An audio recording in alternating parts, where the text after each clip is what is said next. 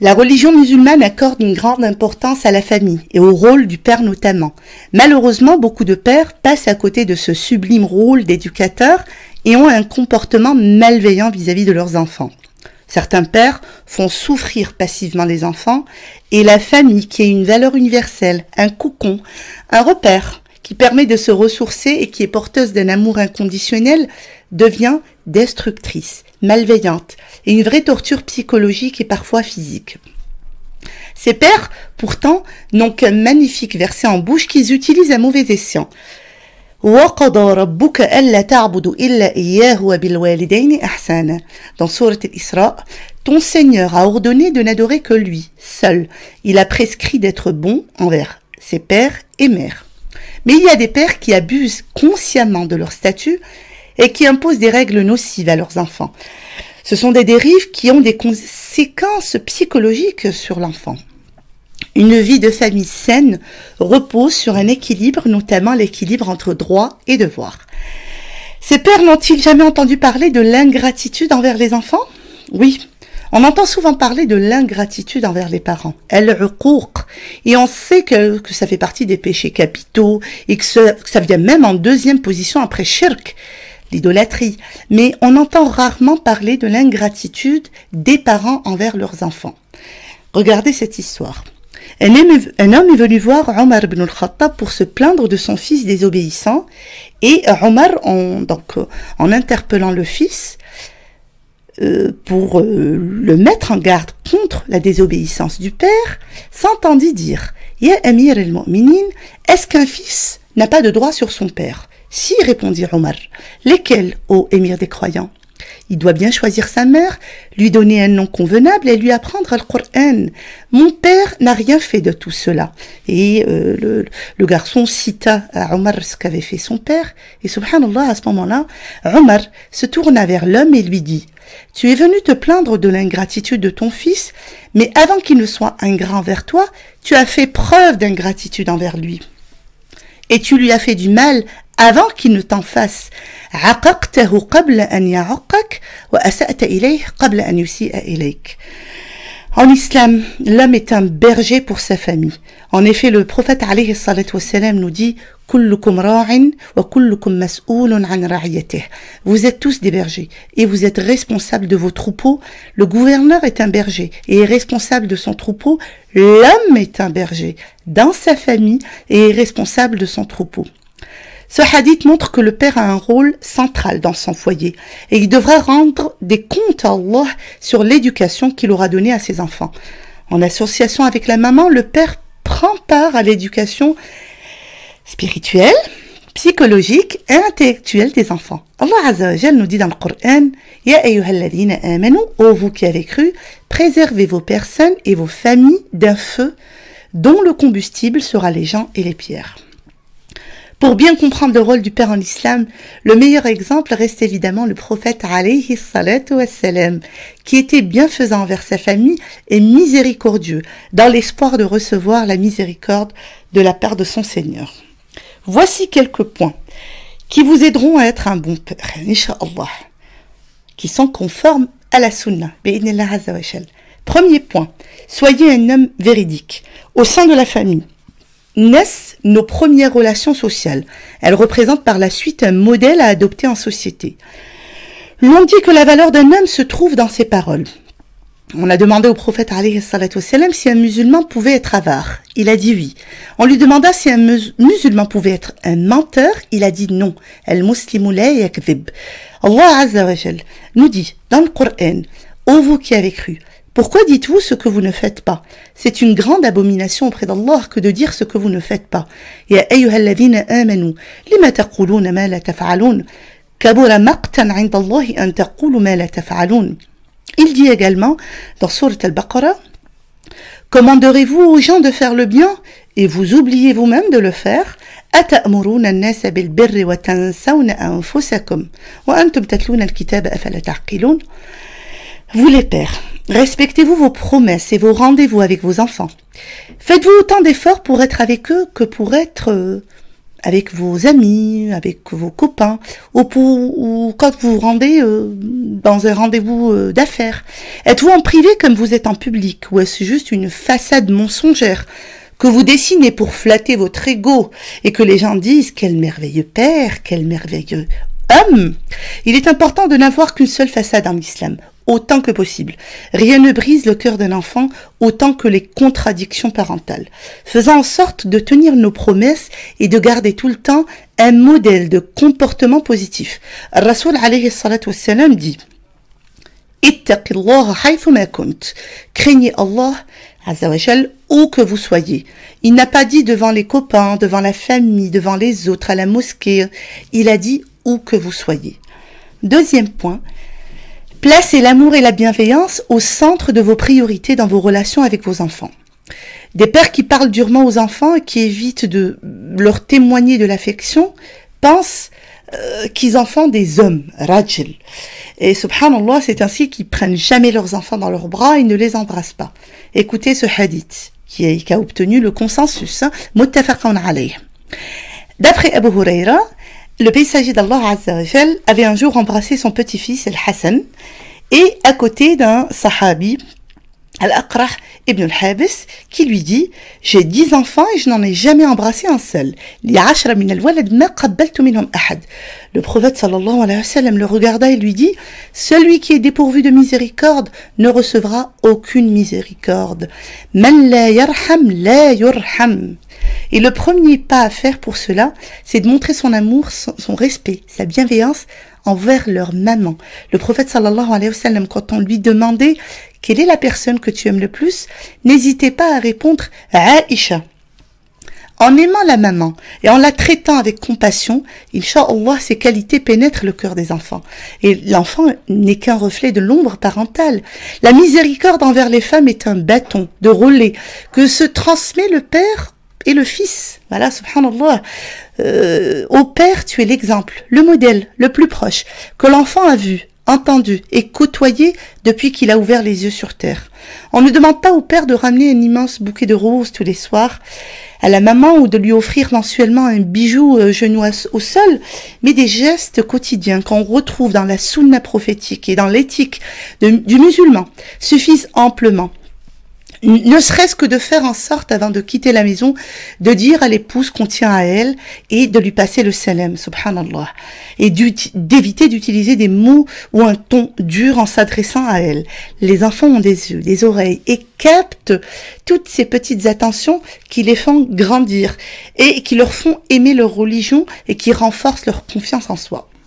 Troisième point, prenez en charge financièrement vos enfants. C'est une obligation en islam, une obligation.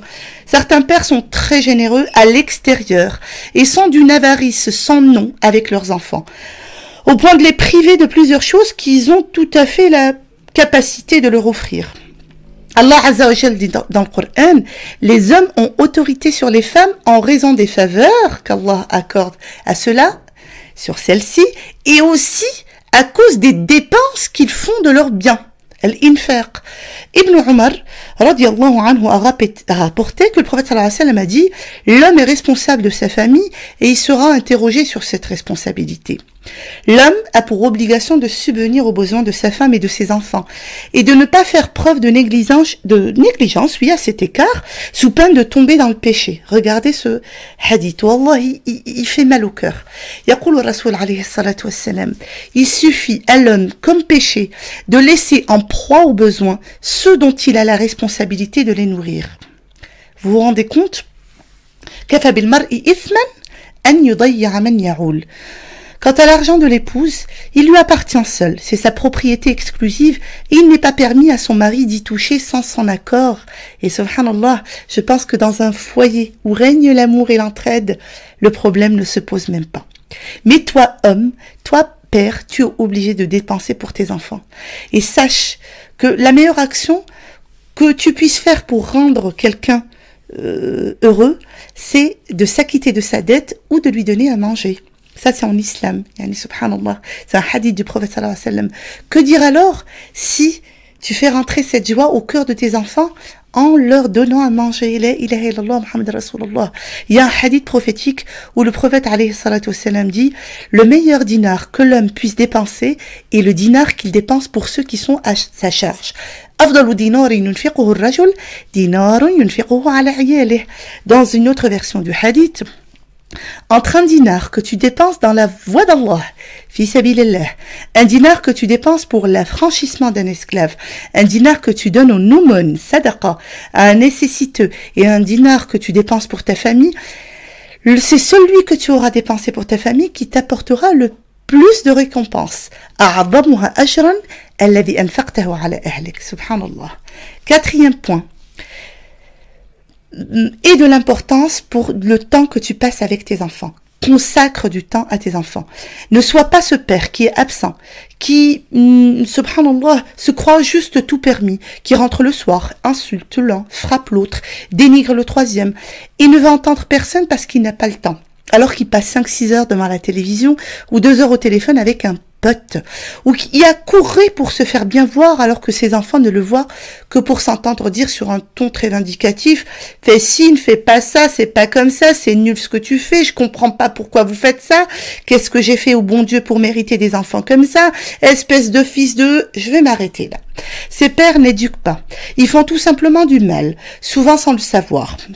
Je ne parle pas du père, bien sûr, pervers narcissique, à l'ego surdimensionné, qui sait tout, qui répète aux enfants qu'ils ont de la chance de l'avoir dans leur vie, qui rabaisse et dénigre tout le temps et qui est parfaitement conscient du mal qu'il fait et qui persiste des années durant, en fait, qui est de nature mauvaise. Je parle de la majorité des papas, qui sont, walillah alhamd, bons, mais qui oublient de nombreuses choses importantes qui peuvent être changées. Parmi ces choses, le fait de savoir que on peut éduquer en jouant au ballon. On peut changer des choses en jouant au cerceau, aux jeux de société, ou en faisant une petite marche, ou une excursion au parc avec ses enfants. Subhanallah, éteignez de temps à autre vos portables et plongez dans le monde de vos enfants. Et rappelez-vous, subhanallah, les histoires qu'on retrouve dans le Coran, l'histoire de Luqman, le sage, avec son fils, les histoires de Ibrahim avec son fils Ismaïl, et les histoires de notre plus beau modèle, Mohammed alayhi salatu wassalam, qui se levait pour accueillir sa fille Fatima, qu'il embrassait sur le front et l'asseyait à sa place pour discuter avec elle. 5e point, renforcer la confiance en soi de vos enfants. Subhanallah, notamment en évitant les paroles sévères. Allah Azza wa Jal dit, en parlant de Maryam, l'épouse de Zacharia, وَأَنْبَتَهَا نَبَاتًا حَسَنًا. Il la fit croître en belle croissance. Ce verset nous amène à considérer notre enfant comme une graine. Les graines ont besoin d'être nourries et parfois elles peuvent se développer de manière anormale. Ainsi, le laboureur prend quotidiennement soin des graines avec des gants de velours. Il leur offre amour et chaleur jusqu'à ce qu'elles poussent. Un jour, subhanallah, Omar ibn al-Khattab marchait avec son fils Abdullah qui lui dit qu'il connaissait la réponse à l'une des questions du prophète alayhi salatu wassalam, mais qu'il n'osait pas dire la réponse. Regardez ce que lui dit Omar. Si tu l'avais dit, cela aurait été plus doux pour moi que n'importe quoi d'autre dans ce monde. Omar, que nous percevons comme fort et ferme, mais ici, subhanallah, c'est Omar qui est doux, qui est satisfait de son fils et qui veut bâtir un homme, donc qui le pousse à l'avant. La ilaha illallah Muhammad Rasulullah. Le prophète alayhi salatu wassalam nous dit, rendez les choses faciles aux gens, ne les rendez pas difficiles, rassurez-les par des bonnes nouvelles et ne faites pas fuir les gens. Yassiru wa la tu'assiru wa bashiru wa la tunaffiru. Ça devrait être une leçon pour les papas concernant leur manière d'éduquer leurs enfants. Anas, qu'Allah satisfait de lui, qui était l'esclave du prophète alayhi salatu wassalam, son serviteur, disait, le prophète n'a jamais crié sur moi. Que dire des parents qui crient à longueur de journée sur leurs enfants, subhanallah. Nos enfants développent leur estime de soi à partir de nos paroles et de nos actions. Donc évitons d'être négatifs et de dire « tu fais tout de travers ». De telles paroles sont comme des briques qui servent de base à nos futurs hommes et femmes. Et il est important de leur donner aide et amour, subhanallah. On va parler du dernier point, c'est la communication. communiquez avec vos enfants. Il est fréquent de voir des musulmans se plaindre des injustices et des violations des droits de l'homme qui existent dans de nombreux pays musulmans. Cependant, ce même père qui est là à se plaindre des injustices traite ses enfants comme un bourreau, comme un tyran. Subhanallah. Il est chez lui comme un bourreau. La ilaha illallah Muhammad Rasulullah. Rappelons-nous l'histoire du prophète sallallahu alayhi wa sallam, ou les histoires de tous les compagnons qui faisaient ashura avec leur famille, qui prenaient conseil auprès de leur famille, qui se réunissaient avec leur famille, leurs épouses et leurs enfants pour prendre une décision ensemble. En tant que père, il est facile d'imposer son opinion aux membres de la famille, mais ce n'est pas forcément la méthode qui donne le plus de résultats. Parler et écouter les autres leur permettra plus tard de sentir réellement que vous les avez respectés et que vous les respectez et que vous donnez de l'importance à leurs pensées et à leurs idées. En plus, ça leur permettra d'accroître leur estime de soi et de les guider vers les qualités plus importantes de l'écoute, du partage et, subhanallah, de la contribution.